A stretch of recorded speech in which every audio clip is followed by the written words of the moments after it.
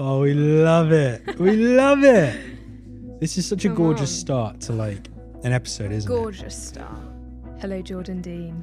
it? Indy Kent, couple of kids that grew up in church hosting a conversation around sharing their faith. Who let us do this? I don't know, I don't know. but I'm very grateful for the opportunity. Yeah, It is true though, isn't it? We are going to be hosting a conversation around sharing faith in the day-to-day. But I suppose if we were to just deconstruct that, there's obviously the faith element and then there's the sharing of the faith. And one thing that is so fun about our stories is I feel like I mentioned at the start, we did both grow up in the church kids. But that's not to say I know exactly what that story has been for you. So please tell me, what is the origin story of Indy Kent? How did you come to faith? So I grew up in quite a large family. Paint a picture for us. I have 5 siblings, so I'm right slap bang in the middle, Wow. middle child. And we grew up in a little village in Sussex, and my grandpa ran the church, and I have about like 17 cousins. And What's Christmas like? it was mental. It was mental. We were super we all still are so close, like literally my best friends. Wow. And all of our dads were in a band, which some people might know is called Delirious. And so as cousins, we would tour with Delirious when they were touring for like every summer until we were teenagers, pretty much. Wow. So you get pretty close. And so basically very tight-knit family. Grandpa ran the church. Everyone lives within like 1 mile of each other. No way. So it has its pros and cons. And just grew up. Family was such an important part Yeah. of life, of values. And the church I grew up in was very charismatic. There was the Holy Spirit, talk of the Holy Spirit. I watched the Holy Spirit move when I was so young. I watched people get healed and like miracles happen and people like lapping around the church, doing all sorts of things, which was really cool. Did it feel normal for you? Because it's just what you were growing up in. Yeah, totally. I didn't think it was really cool because I got to my teenage years and you'd go to youth camps and stuff and see God move like that. And most of my friends would be like, what the heck is going on? Like, this is so weird. And I'd be like, oh no, I've seen this before. I know he can move like this. So, I'd spent a lot of my childhood traveling with my family. So we saw a lot of different places and got to experience lots of people's ways of life and cultures and so many different ways of people doing church, and some great, some not so great. Sometimes it was difficult seeing behind the curtain, sat in the green rooms, seeing people come off the stage and be a whole nother, it's just sometimes you see the good, the bad and the ugly. Yeah. And so that was such an interesting part of like my faith journey, is trying to figure out that as well, of like, what does that mean if, these amazing speakers and things, speaking all over the world, and suddenly you see like a completely different side and you're like, this doesn't compute. So it was such an interesting like experience growing up. And then we moved to a city, just the closest city to the village, basically, when we were teenagers, which is Brighton. And we did our teenage years there. So we joined a new church. There was like no youth. So my older sister was in youth at the time. She was the first youth to ever be in the church. Wow. I did my teenage years in Brighton. I struggled with school. I really hated school. And I just found dynamics of girls and all my mates self-harming and like loads of stuff just going on at school no one really seemed to talk about outside of school or in youth. And you're like, this is so much going on here. No one's talking about it. This is crazy. And so a lot of that going through school and being the only Christian in my class, and had a lot of difficult moments. I remember my first day of year 7, my RS teacher had known who my dad was a worship leader, and my family were Christian, and I had older siblings who'd been in the school. And so he pointed me out on my first day of year 7 and said, Indi, stand up. You're a Christian. And he said, explain how God split the seas. And you're like 11. And I hadn't told anyone I was a Christian. No I was way. like outed by my RS teacher and completely like put me out basically in my whole school, in my whole class in that moment. And so from then it was almost like I was just like fighting this like Christian girl label. Wow. And all these like expectations of what I would think and what I would say and what I believe. So it just made school tricky because I was strong. I knew what I believed. I had experiences with meeting Jesus and I'd seen his goodness and I like watched him move. And I was like, it's undeniable. I can't go back after I've seen this and seen who he is and what he's done in so many people's lives and all over the world. But so I've got that like fire in me where I'm like, I know who Jesus is, but also I'm like getting grilled in the school field because about like homosexuality, and left me like a 13-year-old kid, like basically like outside of, basically just like disqualified from the groups because everyone's got preconceptions of who you are. Wow. So it was just a bit of a battle and just found it tricky. And then so grateful I left school, went to college. And during college, I felt like I really wanted to go move to New York.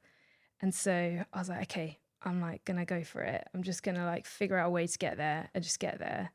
And this really kind couple let me basically stay in their wardrobe. No way, you've got to expand on that, because in England, and probably everywhere in the world, a wardrobe's like a cupboard that you open. This was like the size of a single bed room. Way. So it's a room. It's a room with a door. Yeah, I mean, I would call it a wardrobe. Yeah, sure. Some would call it a room. In New York, it was a room. Very good. It's a double room in New York. Yeah, literally. Cost a bomb. So I was determined to go to New York, and I just wanted to learn what life looked like outside of my family dynamic. Wow, because I had huge. been, one of the Smiths, right. Or Indi so-and-so's daughter, Indi so-and-so's sister. Or, sure. And so I was so excited to just learn what life looked like who was Indi on her own. No kind of preconceived ideas of who I was. Oh. And it was such a formative time for me where I basically learned how to like be a grown-up, and also like what I actually thought about God, what I actually thought about faith, and how I would navigate that on my own. So it was an amazing time, and I also met my husband there, which was really cool. And we met at a coffee shop and figured out we were at the same church. And so we started hanging out, and then we moved back to the UK during COVID. And yeah, we we married here. And yeah, that's kind of like where I'm up to now, where Beautiful. We're part of a small church, and we have a very tight community. And I feel like I'm getting to know Jesus more and more every day. And yeah, that's kind of where I'm at with my faith. That's amazing. And what I love the most about your story is the fact that, and I suppose this is something that I can relate with as well, this idea that there was an element of faith growing up that was somewhat inherited. And there's a level of deep gratitude and honor for that. You know, the fact that there was a family of Christians who were just keeping us in the church. But then you kind of hit that age where you're like, no, I need to figure this out for myself now. Mm-hmm. And for you, it looked like New York, which is so special. And so then you went on this own journey where you're like, who's Indi? Who's Indi without the inherited faith? Mm-hmm. I suppose for you, what's the biggest change you've seen with Indi, who went out to discover faith for herself? It was a lot of unlearning. Like, there's so much you learn when you grow up in church that sometimes you have to unlearn. Wow. You have to like actually go back to square one a bit. And there's a few things that are maybe quite skewed that you learn. What's an example of that? Can you think of one? I think in terms of like sharing my faith, I remember that the chat at youth was how you get your friends to church. Like, that was the whole talk about evangelism, was how do you get your mates into the doors, and then you've done it. That's it. And like we were all just sales it reps. was like, it was like, how do I just get my mates to youth, like just through the door, and then I've done it. Right. I've done what I need to do. And that was the chat. It's just, that you get handed things and say, just put it through the post box and hopefully they'll come. And it's like, it's almost like we've glorified that aspect of it rather than like, oh, how do they like know Jesus, like who Jesus is, instead of falling in love with church and community, which is part of who Jesus is. It's a huge part of his nature, and he loves that. But we almost end up forgetting to be like Jesus to those people in our world. Yeah, totally. We feel like the invite makes it enough. Yeah. And I think I've had to learn, almost like unlearn, evangelism is actually like really slow, and it will take years. Right. And it's not about getting your mates to church, and actually it's about meeting them where they're at. It's about going to the places they're comfortable. Yeah. And this whole time I was like wanting them to come to a place I feel comfortable. I feel so comfortable with church. It's where I've grown up. It's like people I know. Wow. And I was expecting them to come to a place that I felt comfortable. And I during my school years, like looking back, I wish I could do it slightly differently. And you only get it once, but I probably just excluded myself because I was different. So I like didn't go to any parties. I didn't do anything that was like, I think as well, because there was an element where my family were fairly well known in the church world. And so if I stepped out of line, it would reflect your family. So it was a reputation thing. Yeah, totally. Wow, so huge. My whole like faith journey was like learning that like you don't have to be perfect, or it doesn't have to look perfect. And how freeing. Yeah, my gosh. And so I think learning how evangelism and sharing my faith is actually like going on a dog walk with my neighbor. Yeah. And it's slow, and it's not handing them a leaflet to go to church, but it's like dinners, and it's getting them around your table and having conversation. And maybe one day that's the prayer of like, Lord, may you lead that conversation. But like, when I come with my own agenda, I get it so wrong.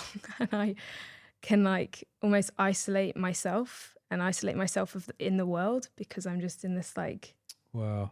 Yeah. So yeah, right. I've learned a lot of, I've had to unlearn a lot of that, and just learning that it's okay to just be friends, like just be with people and not have to have an agenda all the time. It is funny though, because when you said I had to do a lot of unlearning, I thought you were relating to maybe like some of the things you were told you weren't allowed to do. For example, I wasn't allowed to watch High School Musical. Oh yeah. You weren't? Mean? I wasn't. No. I wasn't allowed to watch Harry Potter. Oh, same. I wasn't allowed to watch Wizards of Waverly Place. Yeah. There were just all these TV shows that left these like childhood deficits. You know what I mean? Everyone would be talking about it in school, and I'd be like, yeah. So true. And so I think growing up, a big part of that was like, I can watch High School Musical. You know what I mean? Yeah, totally. Which sounds so silly, but it's kind of like, can I? I suppose Troy? Even like, there's, and obviously it's a silly example, and there are so many other things within just the realm of things that you're passed down. And it's out of love. It's a parent being like, don't do these things because they think you shouldn't be doing it. And I think there comes a point when you hit your, I suppose, teenage years, stepping into adulthood, where you're like, actually, you know what? Maybe I can do that, you know? And I think that's really special. And so for you to have started to grow up and be like, actually, I think evangelism looks less like, cool, I've invited you, job done. Yeah. And more like, what's your name? What's your story? Yeah, how can I get to know you? You Yeah. know? Which I think is so special. Yeah. What's a TV show you weren't allowed to watch? Scooby-Doo. Oh my gosh. That's Yeah. someone I was. And let me tell you, Oh, really? you missed out. Oh, no. You missed out. I'm sorry. Gutted. The movie was great too. Gutted. Yeah, no, I wasn't allowed to watch that. So yeah, you get it. Growing up as a church kid. Yeah.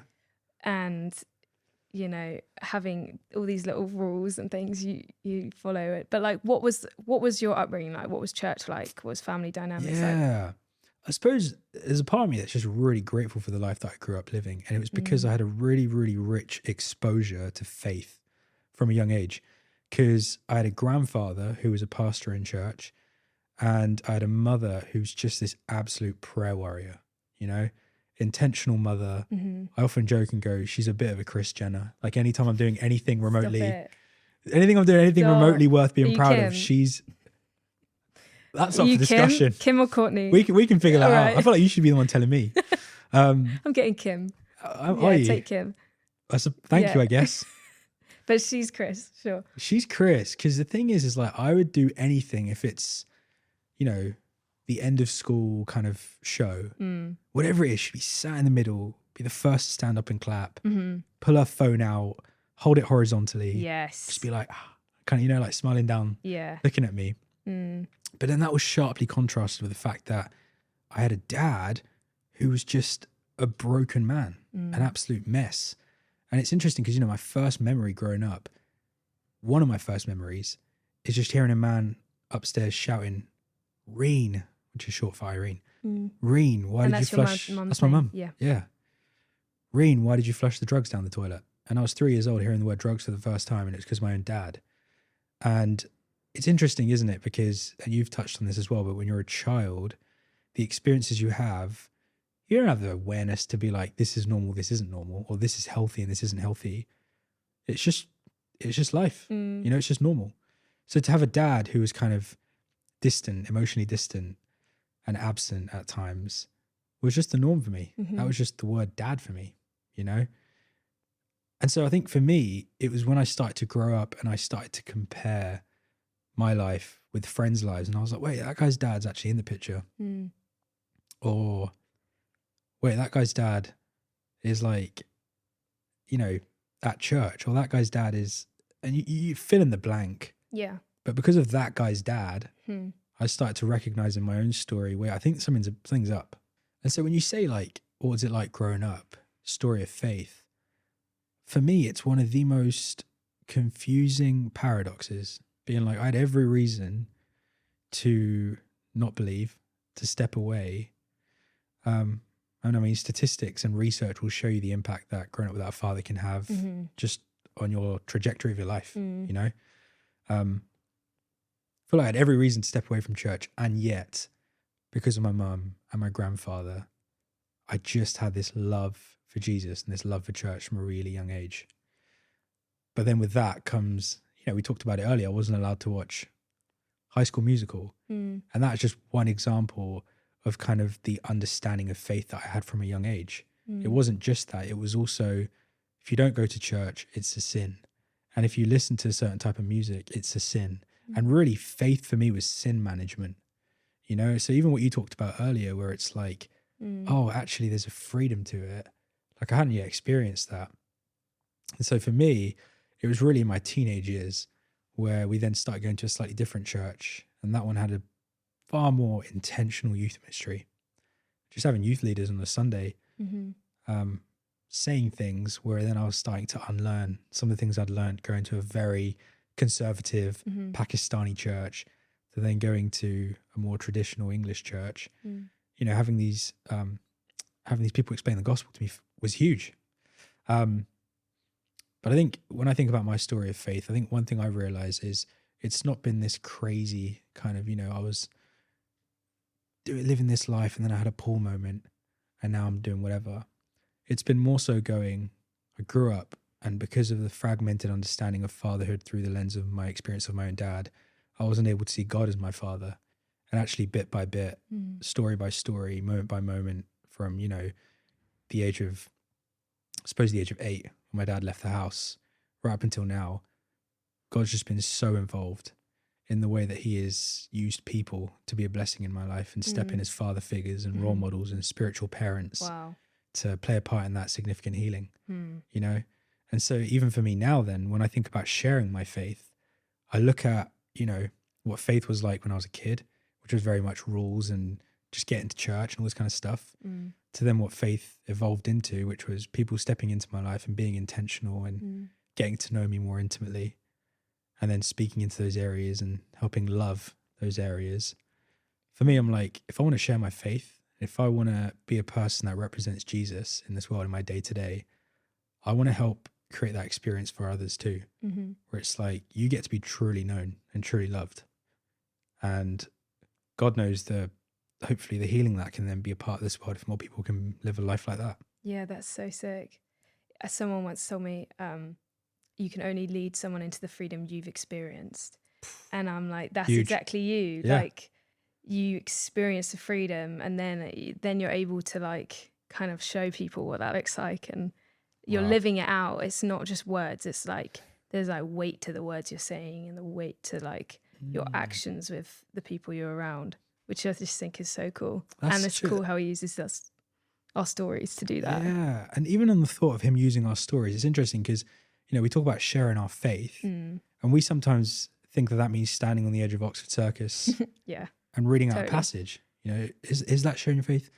Maybe it is. Yeah. I wouldn't be surprised if there are stories of people who have come to faith because of 100%. But when I think about sharing my faith, I'm like, my faith journey has been, my life should have gone this way, and instead it went this way. Like, my life should have followed statistics of fatherlessness, but instead I get to live this life where I carry no symptoms of brokenness. You know, I get to live a healed life.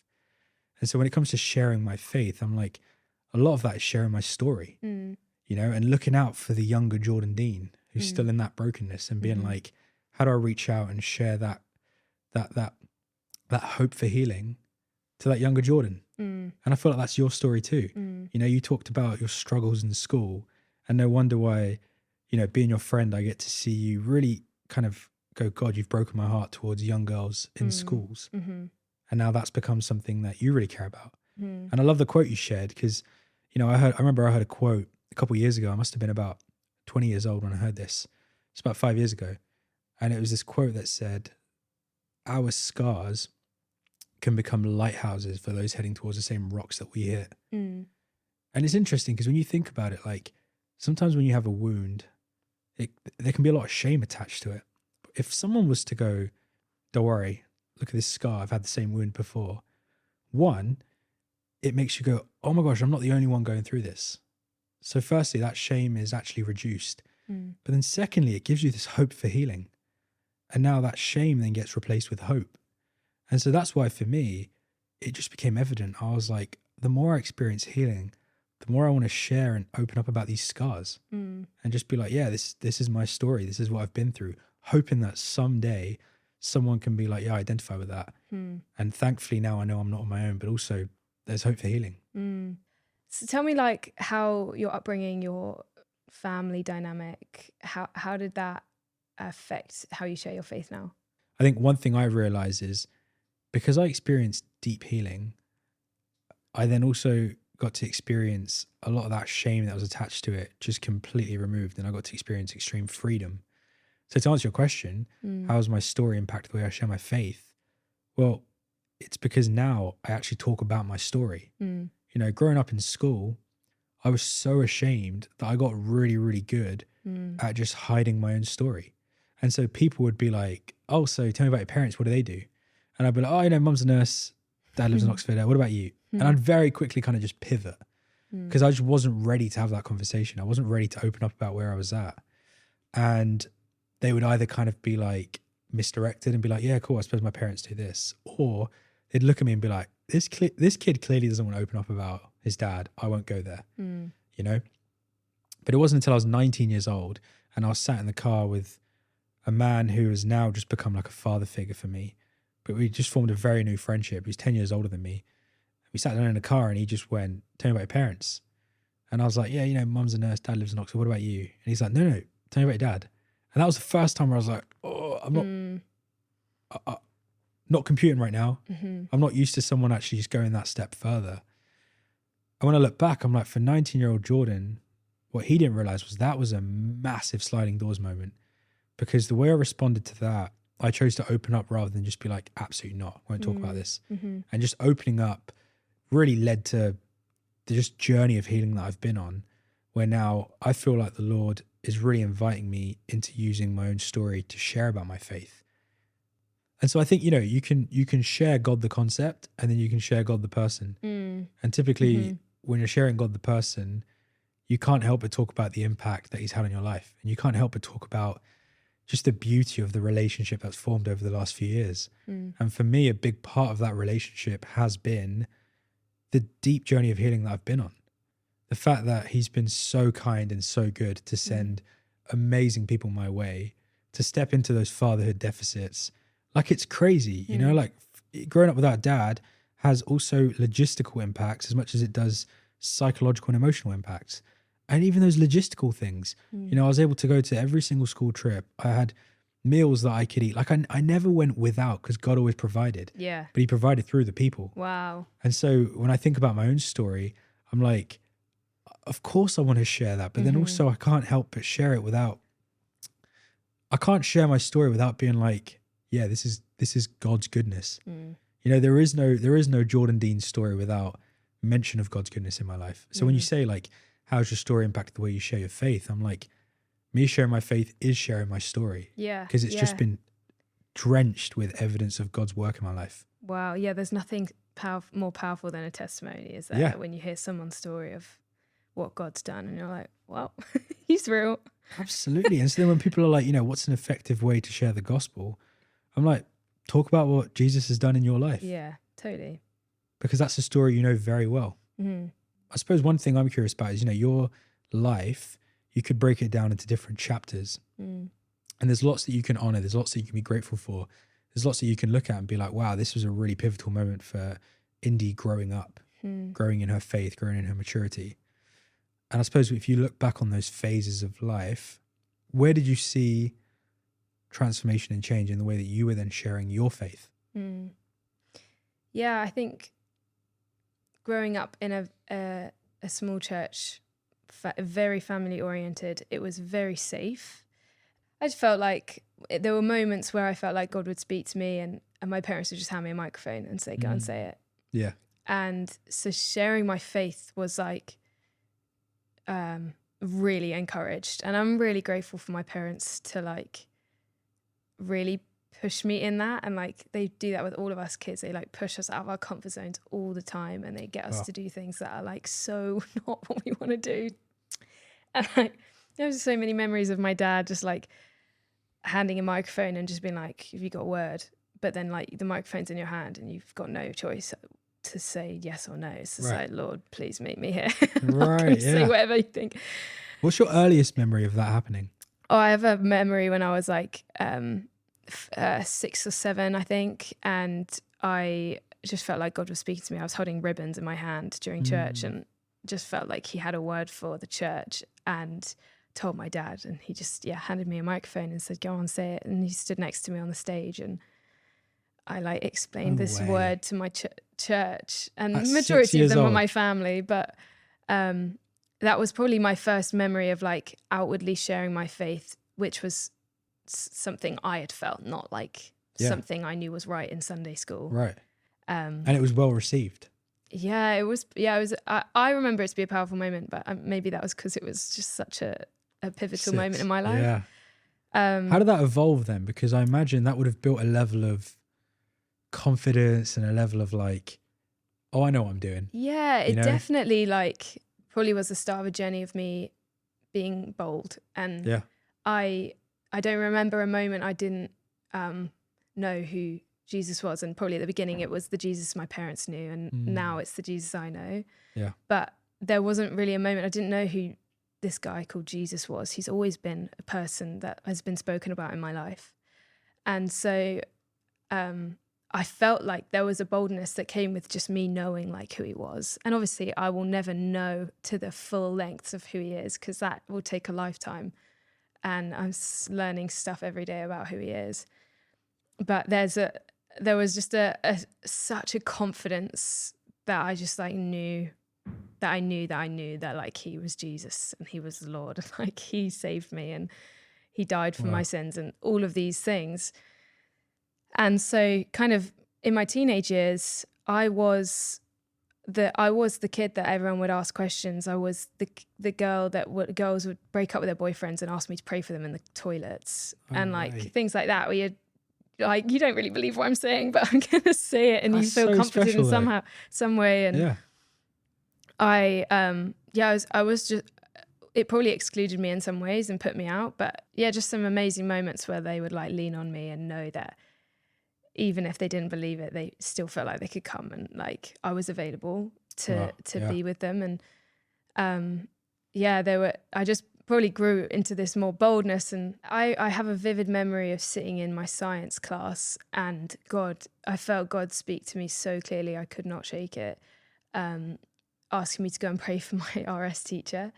I literally could not shake it. I thought of all the reasons of why it wouldn't work. Like, what if he was teaching a lesson and I had to walk into a class of year 11s and all these other reasons. And so I just could not shake it, though. It was like 20 minutes back and forth. And then I excused myself to go to the toilet and I walked myself to the RS block. And what was he doing? Was he just munching he was on his salad? own. He was just checking books, marking books. Brilliant. But I like walked past his classroom door like 10 times back and forth, just trying to build up the courage to just do this and just go in and pray. And then I built up the courage. I went in and I said, "Hi, sir, please can I pray for you?" And he said yes. And he put out his hands and, you know, he's aware of lots of different religions. And so I think he knew kind of what to do. So I didn't have much explaining to do. And he kind of just opened his hands and closed his eyes. And then I prayed for his family. And then I like said amen and then left. And I just didn't know what else to do. And I went back to science and was so like, I can't believe that's just happened. Way. And he couldn't look me in the eye from the rest of school. There was no big moment. There was no like, wow, he's now a Christian. He's coming to church. But that must have put you off. Yeah, it was. You know, when you walked in with this boldness. Yeah. That would have put me off. It was definitely a moment where I was confused. I was like, Lord, why did you do that? And sometimes I think of it now and I'm like, I think he just wanted to see if I would do it. Wow. I think he just wanted to see if I would like say yes, if I would obey, like if I would be like, okay, come on, give me what you got. So I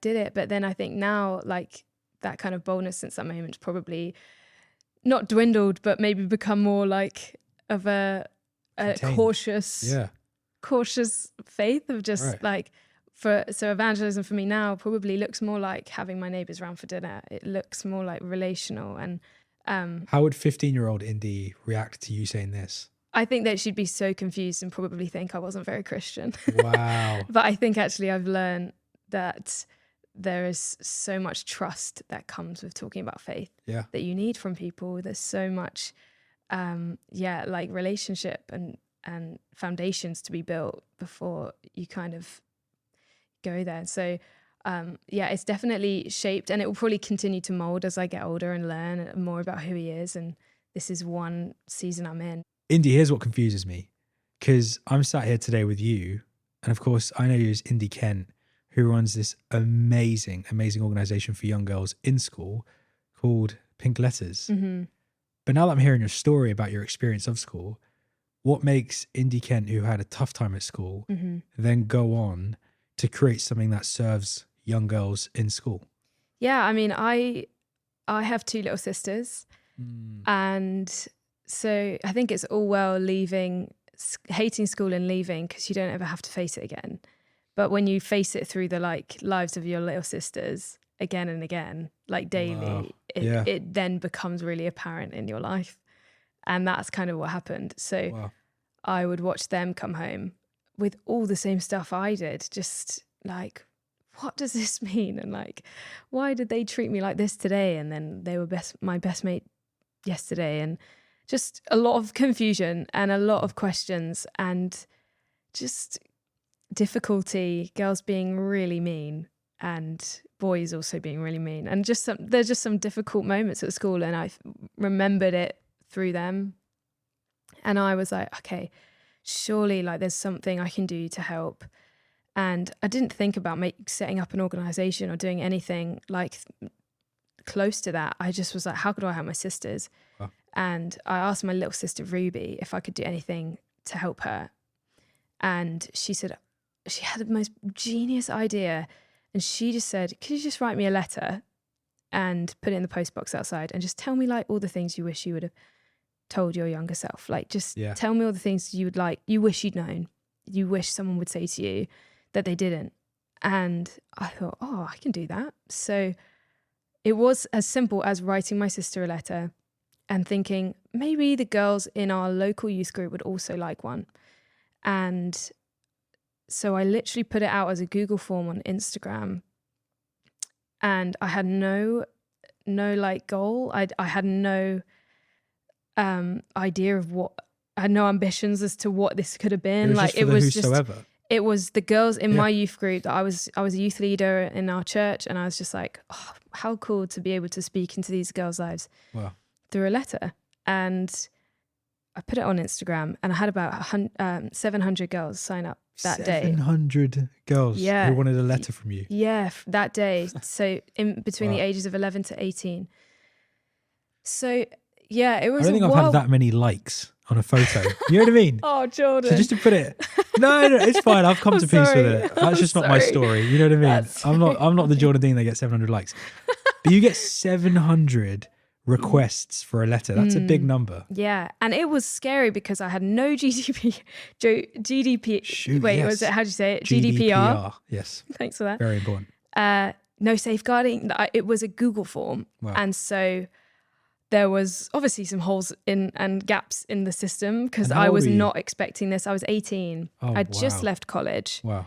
And I was just overwhelmed. I felt the responsibility of it was massive. And so started writing these letters to these girls, and the response was overwhelming. And the messages I got, and pictures of girls putting them in their school lockers and putting them on their bedroom walls. And one story, one mum told me she was cleaning out her daughter's blazer pocket at the end of a school year and found one of our letters in the inner pocket. Yeah. And she asked her daughter what this was. And it was a letter I'd written to girls.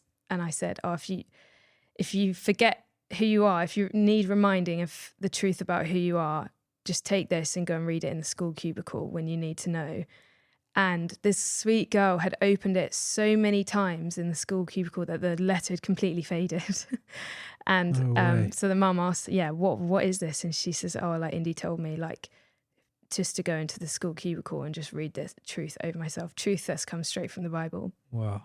And so, it was just wild. So, basically started writing letters, and it's just grown. And I get to share stories of my life and get others to tell their stories of things that they went through at school, and really just want to bring a bit of light to some of the things that have been kept in the dark, even within church youth groups and things that we need to talk about. And so, it's been an amazing journey of just learning more about who he is and who I know he wants his girls to become. Yeah.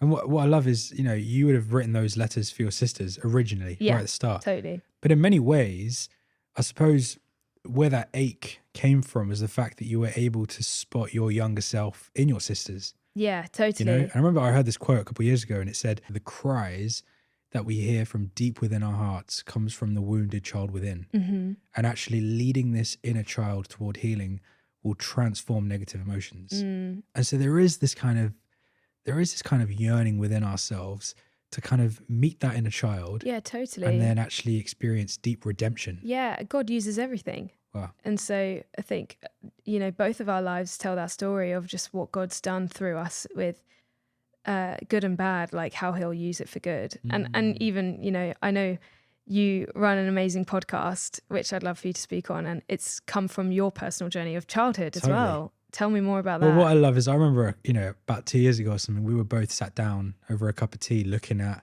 kind of the websites we were building. Mm-hmm. And one of it said, sharing thoughts that would have been, gold dust for my younger self. And we both laughed over the fact that actually that's exactly what Pink Letters is doing. It's exactly what Voicemails is doing. Yeah.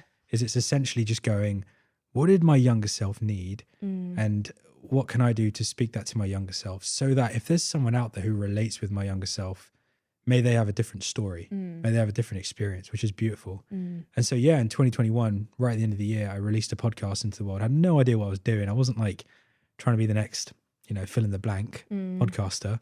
I was really just like, I have this message that I feel really heavily on my heart that I need to share with someone. And maybe in the most organic way, someone will stumble across this conversation. And so I called it Voicemails because the whole artistic concept was that I was leaving a voicemail for my younger self. That's how the episode starts, goes into a conversation, and it ends with the guest leaving a voicemail for their younger self. So that's where Voicemails came from. But it's interesting because I think when I look at both of our stories, me with Voicemails, you with Pink Letters, one thing I think a lot about is the intention behind it. You know, it's interesting how you and I have both talked about the fact that we grew up in church experiences where we were told, just get people to church. Just get people to church and that's job done. That's a tick. And so if you were to ask, you know, younger Jordan, younger Indi, why do you share your faith with people?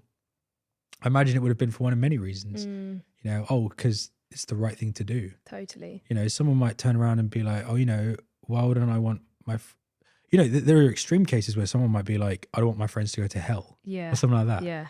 You know? Yeah.